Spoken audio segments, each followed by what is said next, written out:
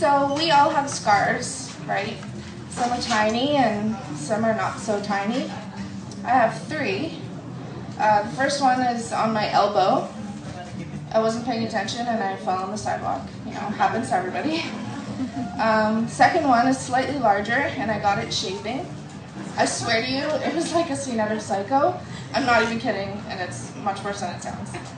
The third one, it's on my neck, and it measures 3.5 inches.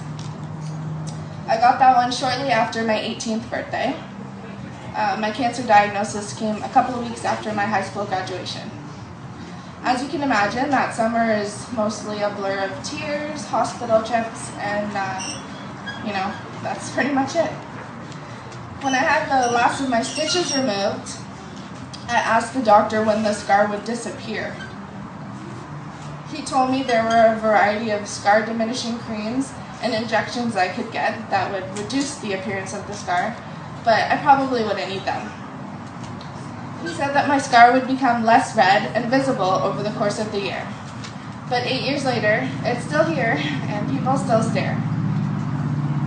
For the first few years after my surgery, I would just look at myself in the bathroom mirror. I didn't feel pretty anymore. My scar was a small reminder of the worst year of my life, and I couldn't escape it. It was there staring back at me, and I felt as though it defined me, like it was all anybody could ever see when they looked at me. I remember seeing an old friend while grocery shopping, and I tried to awkwardly cover my scar, and he shook his head. He said, "Don't hide it. It's like you have a really unique necklace." Those words pretty much changed everything for me. I began to think differently about my scar. Instead of being so self-conscious about it, I wore it, and I still wear it, like a badge of honor. Yes, it's still a reminder, but it's a reminder of everything that I've overcome. So my advice to you this evening is to embrace your scars and use that badge of honor as a tool to help you raise awareness. And if you're open to the idea, share your story. It may give the recently diagnosed an idea of what to expect. It may help someone else through their cancer journey. And it may just help someone else to share their story, which is what I refer to as the ripple.